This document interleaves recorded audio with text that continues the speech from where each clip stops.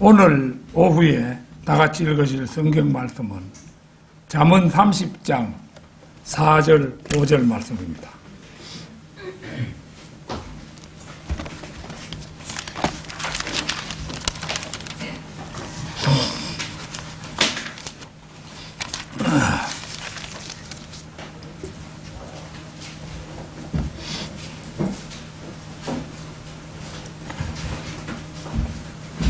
잠언 30장 4절 5절 말씀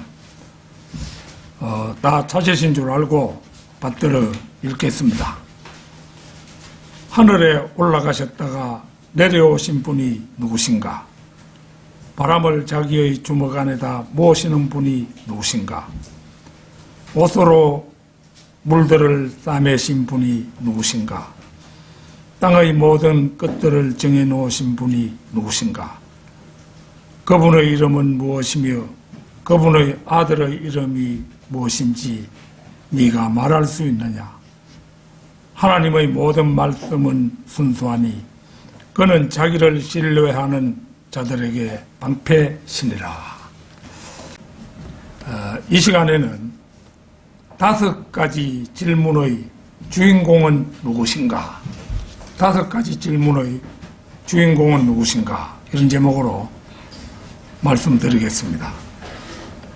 요한복음 1장 1절은 태초에 말씀이 계셨고 그 말씀이 하나님과 함께 계셨으니 그 말씀은 하나님이셨느니라 이렇게 말씀합니다. 그리고 이 말씀이 곧 아들 하나님이신 것은 그리스도인이라면 누구나 다 아는 사실입니다. 하나님은 아버지 하나님, 아들 하나님, 성령 하나님 이렇게 세 분 위격으로 계시고 이 세 분 위격의 하나님이 한 분으로 계시는 것을 우리는 흔히 삼위일체라고 말합니다. 그런데 정작 삼위일체가 무엇입니까? 라는 질문을 받을 때 조리 있게 설명하기가 쉽지 않은 것이 또한 이 교리입니다. 태양은 알파, 베타, 그리고 감마선을 내보냅니다. 이 셋은 빛, 열, 화학선으로 분류되지만 태양이 하나의 통일체라는 사실은 분명합니다. 태양은 보이기는 하지만 느낄 수 없는 빛과 느낄 수는 있지만 볼 수는 없는 열선과 보이지도 않고 느낄 수도 없는 화학선을 가지고 있습니다. 화학선은 아버지 하나님을 분명히 묘사하고 있고 보이기는 하지만 느낄 수 없는 빛은 인간의 모습을 입고 나타나신 아들 예수 그리스도를 보여주고 있으며 느낄 수는 있지만 볼 수는 없는 열선은 성령을 묘사합니다. 우리는 물에서도 삼위일체에 관한 아름다움을 볼 수 있습니다. 물은 H2O로 3개의 단위로 되어 있는 수소 2개와 산소 하나로 이루어져 있는데 이 물은 하나의 통일체이지 3개의 분리된 것이 아닙니다. 물은 하나이지만 3가지의 형태로 나타날 수 있습니다. 즉 얼음의 형태, 액체의 형태, 그리고 수증기의 형태로 나타납니다. 어떤 사람이 이렇게 말했다고 합니다. 셋이 하나 안에, 하나가 셋 안에 있는데 그중 가운데 있는 하나가 나를 위해 죽었다. 이것은 말인즉슨 간단하지만 아무나 할 수 없는 탁월한 간증이라 할 만합니다. 삼위일체 가운데 말씀이신 분이 두 번째 위격인 아들 하나님이신데 바로 이분이 성경 66권의 주인공이심을 우리는 잘 알고 있습니다. 요한복음 14장 7절에서 11절을 찾겠습니다. 요한복음 14장 7절에서 11절입니다.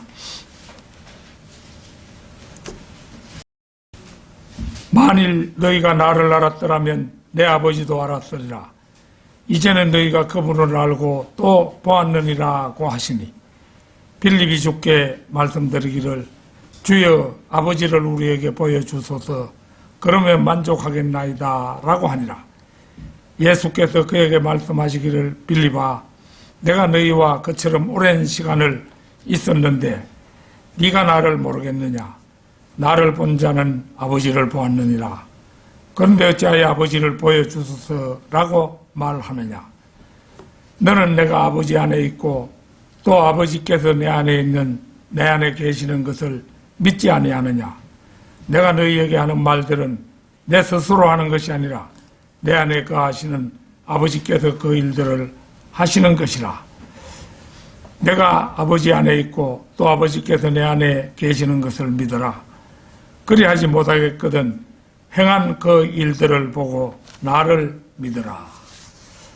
그리고 이제 30절에서는 나와 내 아버지는 하나니라 고까지 말씀하심을 볼 수가 있습니다. 우리가 말로 할 때는 아들 하나님과 아버지 하나님이 엄연히 다르게 구분이 되지만 내가 아버지 안에 있고 또 아버지께서 내 안에 계시는 것을 믿지 아니하느냐는 말씀에 이르면 아들이 계신 곳에는 아버지가 계시고 아버지가 계신 곳에는 아들이 계신 것을 알 수 있습니다. 그리고 그분이 삼위일체이신 사실을 상기해보면 두 분이 계신 곳에는 성령님도 또한 함께 계심을 우리는 알게 되는 것입니다. 5가지 질문의 주인공은 누구신가? 첫 번째 질문입니다. 하늘에 올라가셨다가 내려오신 분이 누구신가? 이 질문을 생각해 볼 때 하나님의 말씀이신 분, 그 한 분 외에는 올라가신 분이 없습니다. 모세는 들려 올려졌고 엘리야는 끌려 올라갔으며 에녹은 변모되었지만 여기서 올라가다란 단어는 자기 자신의 힘으로 올라가는 것을 의미합니다. 요한복음 3장 13절을 찾겠습니다. 요한복음 3장 13절입니다.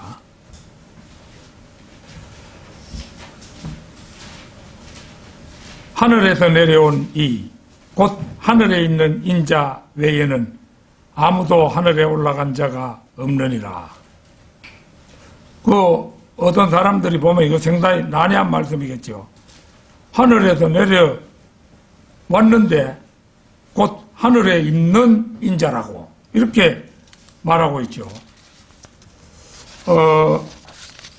이 대목은 무소부재하신 하나님을 도외시하고는 이해할 길이 없습니다.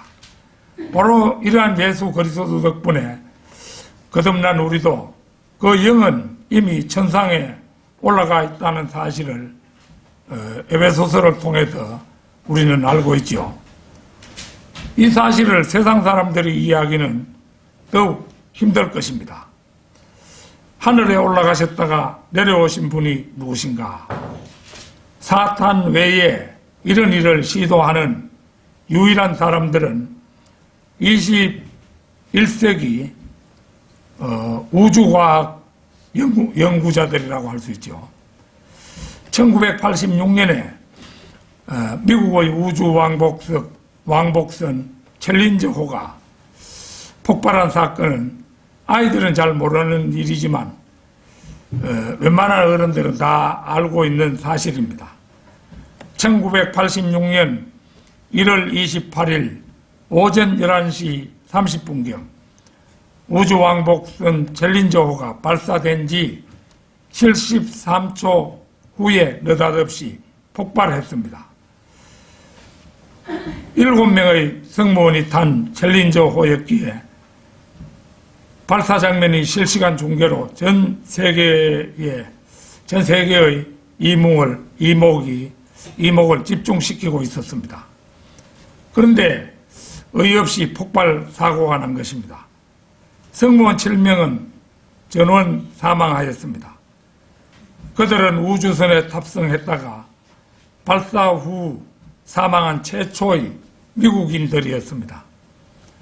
미국은 세계 최강국이고 우주선에 관한 기술도 세계 최고 수준이었으므로 당시 야심차게 우주정복의 꿈을 키웠으나 그 허망한 사고 후 5척의 우주왕복선도 속속 퇴역하여 사실상 우주정복의 꿈을 접고 말았습니다. 르크만 욥기 주석서에 따르면 지구에서 정북 방향 기품까지는 3조 광년이라고 하는데, 광년이라는 말은 빛이 1년 동안 가는 거리를 말하므로 3조 광년은 말 그대로 빛이 3조 년 동안이나 가는 거리이니 인간이 건널 수 있는 거리가 아닙니다. 일찍이 바울은 고린도후서 12장 1절에서 4절에서 셋째 하늘에 다녀온 이야기를 하고 있지만 우주선이나 아무런 장비가 없이도 셋째 하늘을 견학시키실 분은 하나님 한 분뿐임을 알아야 합니다. 하나님께서는 새가 날아다닐 수 있는 곳까지만 인간이 숨 쉴 수 있는 공기를 두셨으므로 그 이상은 범해서는 안 되는 것이 철칙이었습니다. 시편 2편 1절에서 4절을 적겠습니다. 시편 2편 1절에서 4절입니다.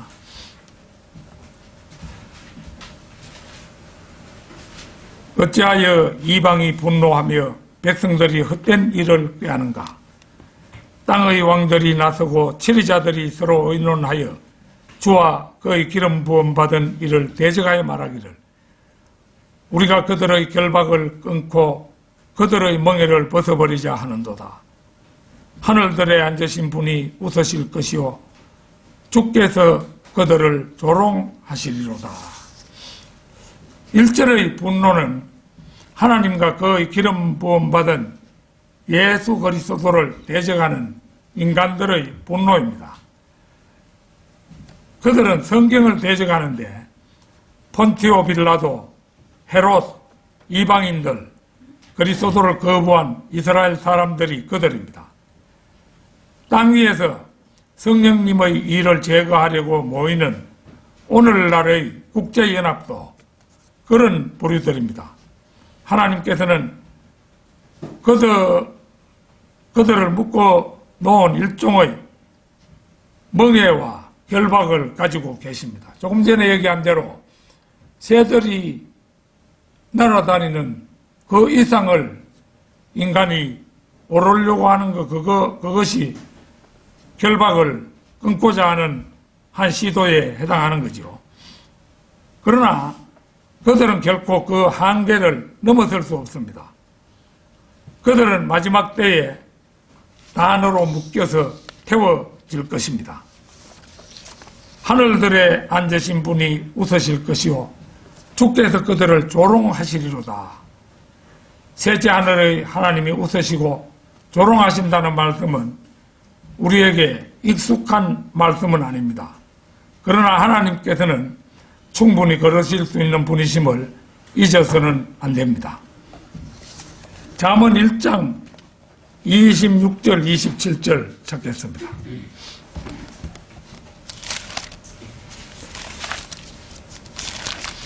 잠언 1장 26절 27절입니다.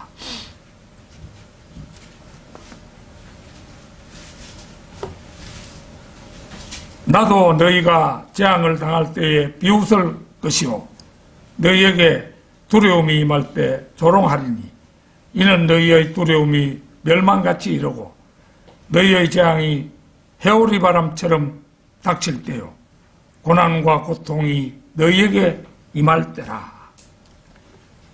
복음 초청에 대한 죄인들의 반응은 거절, 무관심, 노골적인 정오, 경멸 등이 있지만 특히 경멸에 대한 하나님의 반응은 비웃음입니다. 그리고 마지막 날에는 두려움, 고난, 고통, 재앙, 멸망 등이 분명히 죄인들에게 철퇴를 가하시는 날이 있을 것입니다. 이 세상에서 당신 그러면은 지옥 간다. 예수 그리스도를 영접하고 영원한 생명을 찾아라. 이렇게 얘기하면은 그런 것을 비웃은 자들. 그 뭐잖아, 이제. 지옥에 딱 들어가면, 그 본전 생각이 나겠죠. 견딜 수 없는 뜨거움이 임할 때 하나님께서 뭐라고 하시겠습니까? 뭐라고 하시겠습니까? 봐라, 네 그걸 견딜만 하냐? 이렇게 비웃으시겠죠. 5가지 질문의 주인공은 누구신가? 두 번째 질문입니다. 바람을 자기의 주먹 안에다 모으시는 분은 누구신가? 무엇이 아니라 누구임에 주의해야 합니다. 주먹 안에 그 바람에 관해서는 시편 135편과 아모스 4장 13절을 상기할 필요가 있습니다. 먼저 시편 135편 7절을 찾겠습니다.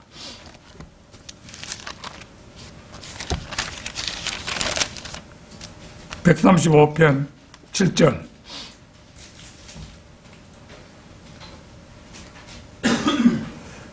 그가 땅끝들로부터 수증기를 올라오게 하시며 비를 위하여 번개들을 만드시고 그의 보고들로부터 바람을 가져오시는도다.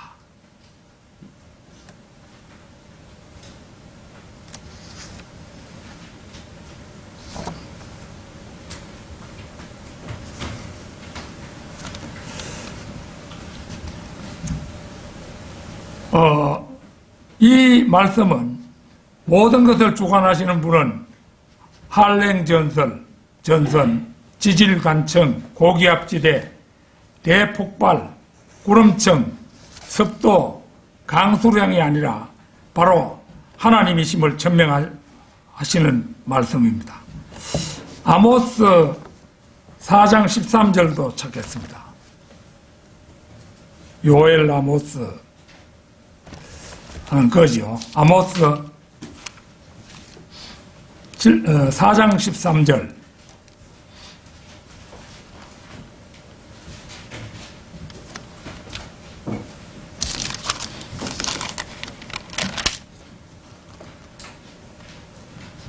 보라, 이는 산들을 짓고 바람을 창조하며 인간에게 자기 생각이 무엇인가를 선포하는 분, 아침을 어둡게 하며 땅의 높은 곳들을 밟는 분, 만군의 하나님인 주가 그의 이름임이라. 다윈과 공산주의자들이 자연에게 의미를 부여한다고 해서 하나님의 명성이 훼손되는 것은 아닙니다. 다윈의 이론은 단지 창세기 1장에서 3장을 공격하는 것이 아니라 하나님께서 우주 만물을 창조하신 창조의 능력을 인간의 과학적 물질주의로 대체시키고자 한 종교적 믿음이었습니다. 찰스 다윈, 흑설리, 헤겔 등을 괴롭힌 것은 하나님께서 인간에게 자기 생각이 무엇인가를 선포하시는 것이었습니다. 하나님께서는 철학에 대해 골로새서 2장 8절에도 말씀하고 계시죠. 과학에 대해 디모데전서 6장 20절에서 말씀하고 계시죠. 이런 말씀들을 통해 훌륭한 비평을 가하십니다. 모든 사람은 그분의 눈앞에 벌거벗은 채로 명백히 드러나기 때문입니다. 히브리서 4장 13절을 보면 확인이 되죠. 인간의 철학과 과학에 대한 비평에 별 신경을 쓰지 않으십니다. 그분은 전능하신 분이며 인간의 속마음을 훤히 꿰뚫어 보시는 분이기 때문입니다. 아침을 어둡게 하며 하나님께서는 이집트에서 이미 어둡게 하셨고 대환란 때에도 그분은 다시 어둡게 하실 것입니다. 바람을 자신의 주먹 안에 모으실 수 있는 분은 창조주의자 말씀이신 아들 하나님, 바로 그분이신 것입니다. 5가지 질문의 주인공은 누구신가? 세 번째 질문입니다. 옷으로 물들을 싸매신 분이 누구신가? 여기서 물들은, 여기에 이제 이 물들을 갖다가 지상에 있는 그런 어떤 물, 이런 것들로 생각해서는 이 말씀을 풀 수가 없죠. 물들은 창세기 1장 2절의 기품입니다. 창세기 1장 2절을 보면 땅은 형체가 없고 공허하며 어두움이 기품의 표면에 있으며 하나님의 영은 물들의 표면에서 거니시더라. 기품이라고도 불리는 물들은 창세기 1장 2절에서 전 우주를 물로 심판하고 지구를 그 엄청난 물들 속에 침몰시키셨습니다. 그때 우리 사는 지구는 형체조차 보이지 않았습니다. 그 상태에서 하나님께서는 빛을 창조하시고 이어서 물들 가운데 형체조차 없이 잠긴 지구를 중심으로 해서 광활한 우주 공간을 창조하십니다. 우리가 여러 번 찾아봅니다만은 창세기 1장 6절에서 7절 다시 한번 보겠습니다.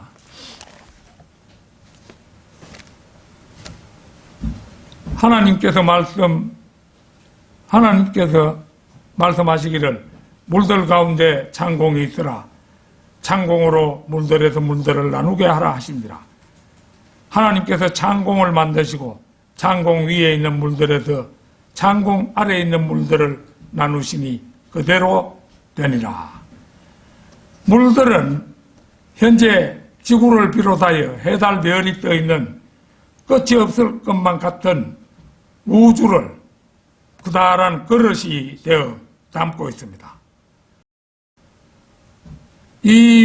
우리가 이 땅 위에서 우리가 생활하면서는 물이 반드시 그릇에 담겨야만 하죠.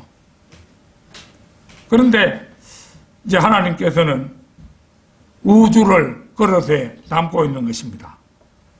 그래서 물이 어찌 그릇이 되어 우주를 담는단 말인가? 말도 안 되는 소리 작작해라. 고 반박할 인간들이 적지 않을 테지만 하나님께서는 그 무한하신 지혜와 능력으로 흐르기 잘하는 연약한 물들을 절대온도 마이너스 273.16도로 얼리셔서 상상하기조차 힘든 큰 그릇을 만드신 다음, 이 그릇은 피라미드 모양이죠. 그 속에다 우주를 담으신 것입니다. 욥기 26장 8절을 찾겠습니다.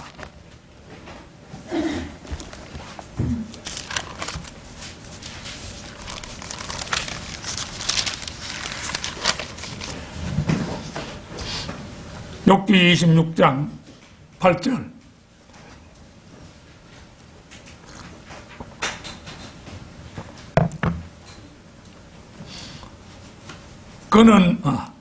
그는 물들을 그의 짙은 구름 속에 싸매시나 구름이 물들 밑에서 찢어지지 아니하는도다.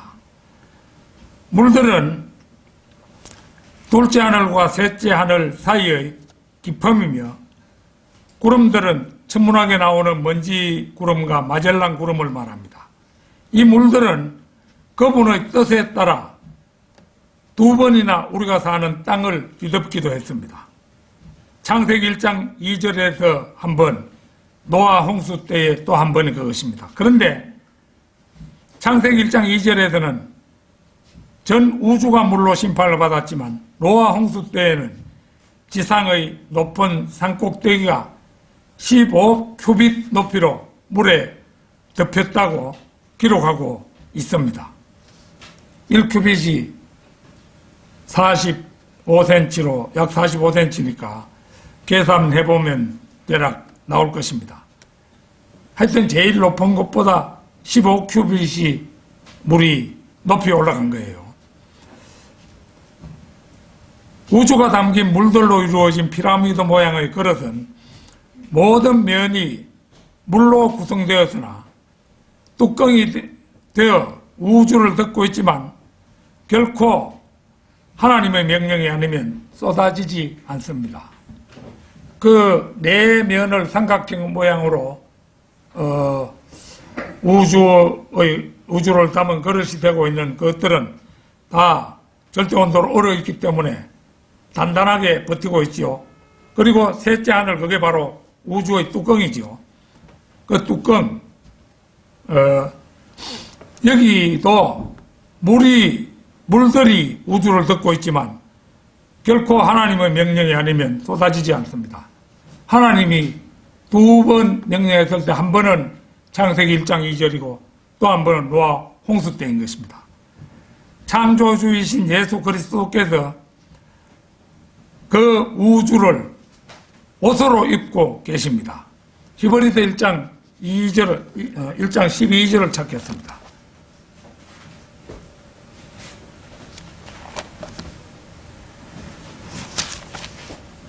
히브리서 1장 12절입니다.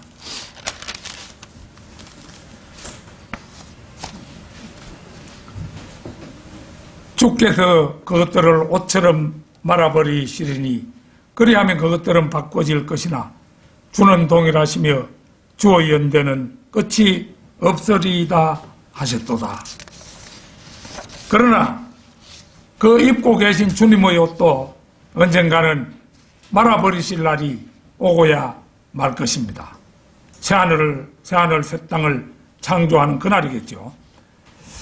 5가지 질문의 주인공은 누구신가? 네 번째 질문입니다. 땅의 모든 끝들을 정해놓으신 분이 누구신가? 욥기 38장 12절에서 14절을 찾겠습니다. 욥기 38장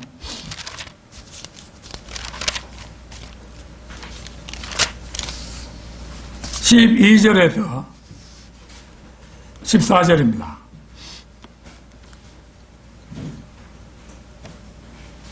네가 네 날 이후로 아침에게 명령한 적이 있으며 새벽으로 그의 초소를 알게 하여 그것으로 땅의 끝들을 붙잡게 하며 악인을 거기서 흔들어 떨쳐버린 적이 있느냐? 새벽 해는 도장 밑의 진흙처럼 되었고 땅끝은 옷처럼 서 있도다. 이 말씀이 굉장히 어려워서 테일러라는 주석가는 14절 전부를 삭제해버리고 그의 주석을 써내려갔다고 합니다. 12절, 13절의 질문에 대한 대답은 그런 적이 없다입니다. 이거 네가 네 날 이후로 아침에게 명령한 적이 있으며 새벽으로 그의 처소를 알게 하여 그것으로 땅의 끝들을 붙잡게 하며 악인을 거기서 흔들어 떨쳐버린 적이 있느냐? 없습니다. 우리 인간은. 태양이 어떻게 땅의 끝을 붙잡을 수 있을까? 여기에 대해서 명석하기 이를 데 없는 르크만 목사는 지구가 3월 21일과 12월 22일 사이에 북쪽과 남쪽이 기울어지기 때문에 태양 광선이 북쪽 대륙과 남극 대륙에 비치게 되어서 태양이 땅끝을 붙잡을 수 있게 된다고 설명했습니다. 대단히 탁월한 해석이라고 할 수 있죠. 시편 104편 5절 6절을 찾겠습니다. 시편 104편 5절 6절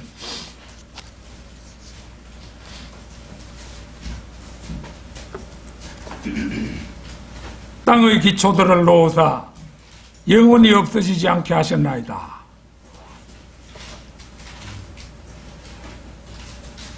주께서는 옷으로 덮은 것 같이 기품으로 땅을 덮으셨으니 물들이 산들 위에 섰나이다. 5절은 땅의 창조를 말하고 6절은 창세기 1장 2절의 홍수를 말합니다. 그 뒤에 9절을 한번 보겠습니다. 9절. 주께서는 경계를 정하시어 넘치지 못하게 하시고 다시 돌아와 땅을 덮지 못하게 하셨나이다. 이 말씀은 노아에게 하신 약속입니다. 이 약속은 현재에도 지속되고 있습니다. 욥기 38장 8절에서 11절을 찾겠습니다. 욥기 38장 8절에서 11절입니다. 바닷물이 마치 태에서 물이 터져 나온 것처럼 쏟아져 나왔을 때 누가 바다를 문들로 막았더냐? 언제 내가 구름으로 바다의 어복을 만들고 짙은 흑암으로 그것을 싸는 포대기를 만들었으며 나의 정해놓은 곳에 한계를 정하여 빗장들과 문들을 세우고 말하기를 네가 여기까지는 오나 더 이상 가지 모자리니 여기서 네 자만의 물결이 멈추리라 하였느냐. 바다들이 형성될 때 물들이 땅에 범람하지 못하도록 그 물을 멈추게 한 것이 무엇입니까? 질량이 있는 모든 물체 사이에는 서로 끌어당기는 만유인력이 작용합니다. 특히 지구가 물체를 잡아당기는 힘을 중력이라 합니다. 중력이 존재하기 때문에 우리는 공중에 떠다니지 않고 지표면에서 생활할 수가 있습니다.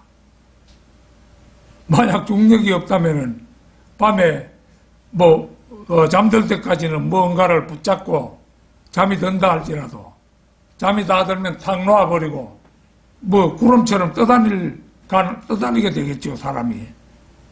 그런데 이 중력이 지구 중심부에서 끌어당겨 주고 있으니까 우리 방에는 옷장도 그대로 있고 책상도 그대로 있고 침대도 그대로 있어서 우리는 그 침대에 우리가 눕는데 우리 몸도 그 중력이 당겨주는 거죠. 그렇기 때문에 지표에서 생활할 수가 있습니다. 자만의 물결은 특정 지점에까지만 간 다음에 거기서 멈춥니다. 사람들은 그것이 달의 인력 때문이라고 말합니다. 그렇다면 인력이라는 것은 또 무엇입니까? 그것은 두 물체가 서로 끌어당기는 힘을 말합니다. 자석을 쇠붙이에 가까이 가져가면 서로 당기는 힘을 느낄 수 있습니다. 빗방울이 하늘에서 떨어지는 것은 지구가 빗방울을 당기기 때문입니다. 그렇다면 중력이니 인력이니 하는 힘의 근원은 무엇이겠습니까? 이것은 성경을 믿는 사람만이 답할 수 있는 그런 문제입니다. 히브리서 1장 3절 한번 찾겠습니다. 히브리서 1장 3절.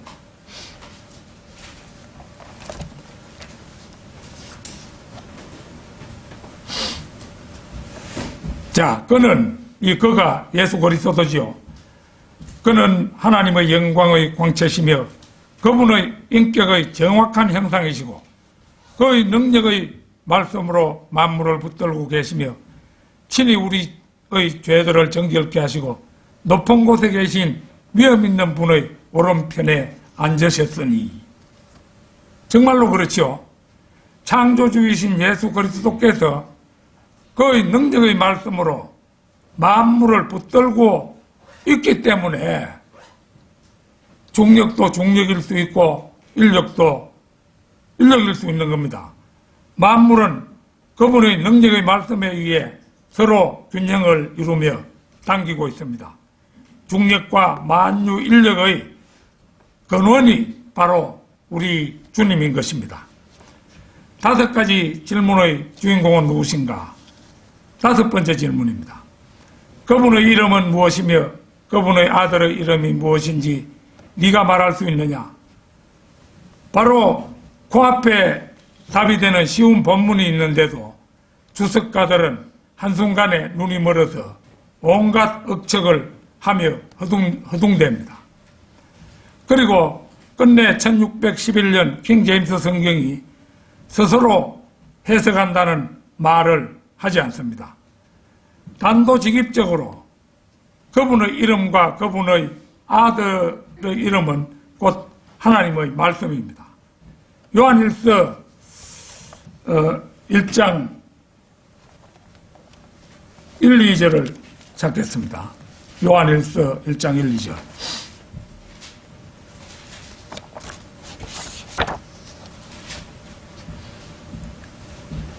태초부터 계셨고 우리가 들었으며 우리 눈으로 보았고 주목하여 살폈으며 우리 손으로 직접 만졌던 생명의 말씀에 관해서라. 그 생명이 나타나시며 우리가 보았고 증거하였으며 너희에게 그 영원한 생명을 보여주었으니 그 생명은 아버지와 함께 계셨으며 우리에게 나타나셨느니라. 성경에는 세 권의 책이 태초라는 말로 시작합니다. 모세오경 중의 첫 번째 책 창세기, 사복음서 가운데 요한복음, 그리고 요한일서가 그것입니다. 이는 사도 요한이 보았던 분이 곧 하늘들과 땅을 창조하신 분이라는 뜻입니다. 디모데전서 3장 16절을 찾겠습니다. 디모데전서 3장 16절.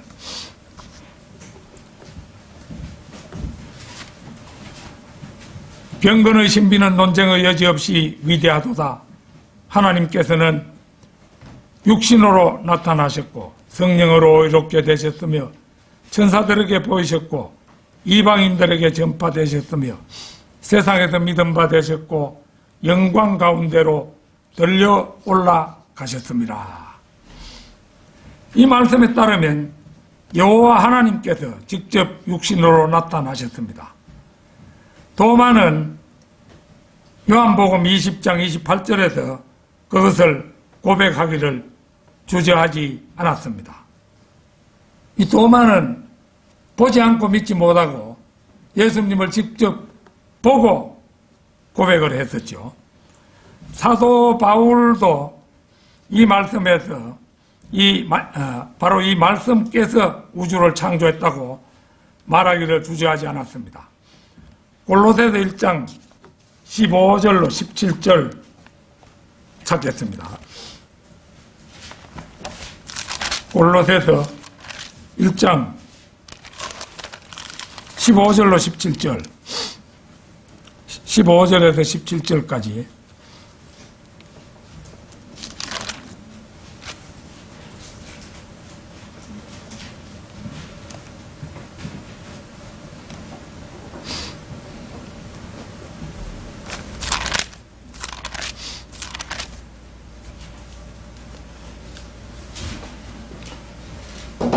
그는 보이지 않는 하나님의 형상이시며 모든 피조물의 첫 태생이시니 이는 만물이 그에 의하여 창조되되 하늘에 있는 것들과 땅에 있는 것들과 보이는 것들과 보이지 않는 것들과 보좌들이나 주권들이나 정사들이나 권세들이나 만물이 그에 의하여 또 그를 위하여 창조되었기 때문이라.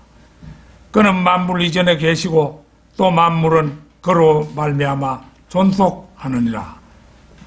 만물 이전에 예수 그리스도는 창세기 1장 1절 그 전에 태초부터 계신 분이고 또 만물은 그로 말미암아 존속한다.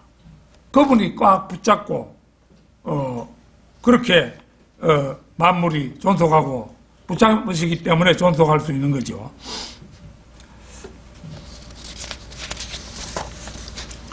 하나님의 형상은 그리스도께서 태어나기 전까지는 결코 이 세상에 태어나지 않았습니다.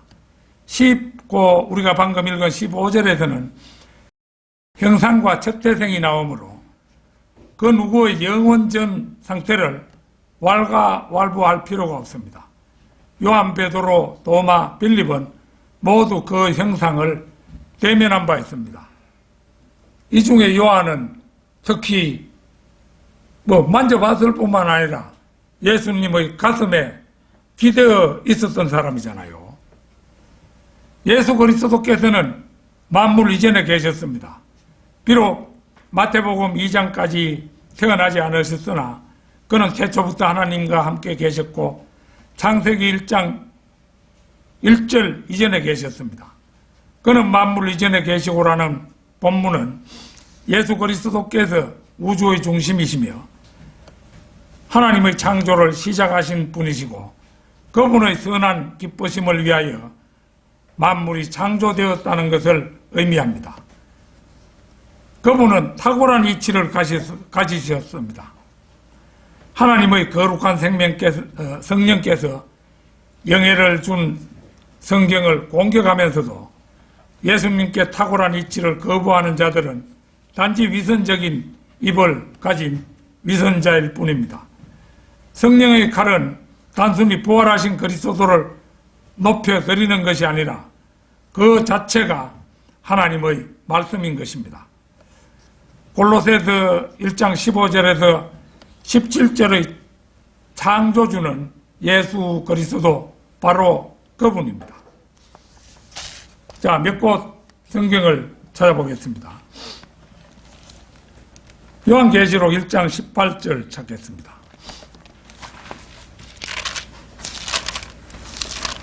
요한계시록 1장 18절.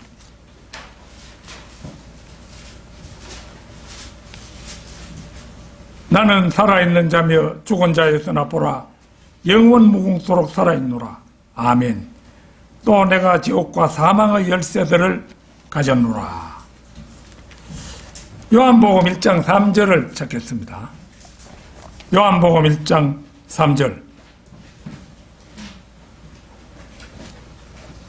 만물은 그에 의하여 지음받았으며 이미 지음받은 것 가운데 그가 없이 지어진 것은 아무것도 없더라. 요한복음 1장 10절도 보겠습니다. 그가 세상에 계셨고 세상이 그에 의하여 지음받았으나 세상은 그를 알지 못하더라. 알지 못했기 때문에 못 박았죠. 자, 그 다음에 요한계시록 3장 14절을 찾겠습니다. 요한계시록 3장 14절입니다. 라오디케아인들의 교회의 천사에게 편지하라. 아멘이시오. 신실하고 진실한 증인이시며 하나님의 창조를 시작하신 분이 이 일들을 말씀하시느니라. 자, 우리가 네 곳의 말씀을 찾아보았습니다만은 그분은 창조주시고 영생의 주인이신 분입니다. 그분만이 우리 인간을 끝까지 책임지실 수 있는 분인 것입니다. 5가지 질문의 주인공은 무엇인가? 우리는 5가지의 질문들이 모두 말씀이신 예수 그리스도께로 집중되고 있음을 살펴보았습니다. 하나님의 모든 말씀은 순수하니 그는 자신을 신뢰하는 자들에게 방패신이라. 오늘 본문 말씀 끝의 말씀인데요. 순수하다는 것은 불순물이나 혼합물이 완전히 제거된 상태를 가리킵니다. 따라서 이 말씀은 하나님의 말씀은 거짓이 전혀 없는 순수한 진리의 말씀으로 그것을 의지하고 따르는 사람을 죄로부터 지켜주시고 보호하시기에 결코 부족함이 없다는 것입니다.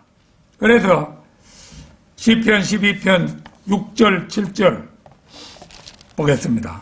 시편 12편 6절 7절.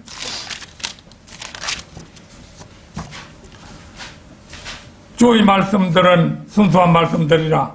흑독한 이에서 단련되어 7번 정화된 은 같도다. 오 주여, 주께서 이 말씀들을 간수하시리니 주께서 이 세대로부터 영원토록 그것들을 보존하시리이다. 여기에서 흑독한 이에서 단련되어 7번 정화된 은은 순수함의 극치이며 하나님께서는 7절에서 이 말씀을 영원히 지키신다고 선언하고 계심을 볼 수가 있습니다. 그리고 거듭난 사람들을 향해 베드로 사도는 베드로전서 2장 2절에서 갓난아기들로서 순수한 말씀의 젖을 사모하라. 이는 너희가 그것으로 인하여 자라게 하려 함이니라고 말씀하고 있습니다. 이는 순수한 말씀의 젖이라야 영적으로 갓 태어난 아기가 성장할 수 있음을 보여주는 대목이라고 하겠습니다. 결론적으로 예수님께서는 자신이 말씀이셨으며 세상에 오셔서 하나님의 말씀을 전하는 임무를 맡으셨습니다.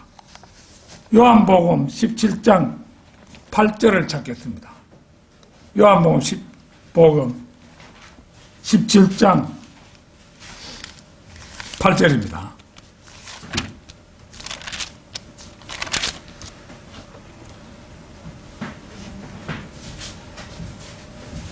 아버지께서 내게 주신 그 말씀들을 그들에게 전하였으니 그들은 그 말씀들을 영접하여 내가 아버지께로부터 온 것을 분명히 알았으며 또 아버지께서 나를 보내신 것을 믿었나이다.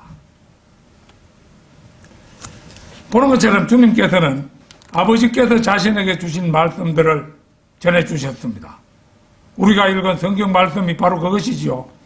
이에 대해서 주 하나님께서 모세에게 뭐라고 예고하셨는지 한번 확인해 보겠습니다. 신명기 18장 17절에서 19절입니다. 신명기 18장 17절에서 19절입니다. 내가 그들의 형제들 가운데서 너와 같은 한 선지자를 그들에게 일으켜서 내 말들을 그의 입에 두리라. 그리하면 그는 내가 그에게 명령한 모든 것을 그들에게 말하리라. 그가 내 이름으로 말할 내 말들에 경청하지 않는 자는 누구라도 내가 그에게 그것을 요구하리라. 미루어 볼 때 이 우주의 하나님께서 무슨 말씀을 하셨는지 알고 싶다면 그분께서 예수 그리스도를 통하여 하신 말씀을 들어보면 됩니다.